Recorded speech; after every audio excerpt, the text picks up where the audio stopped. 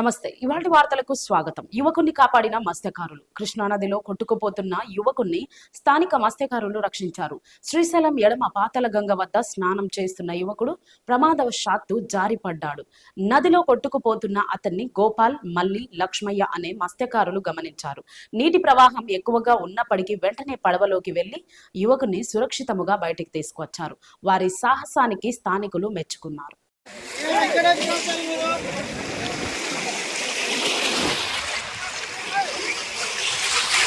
పట్టుకో పట్టుకో పట్టుకో పట్టుకో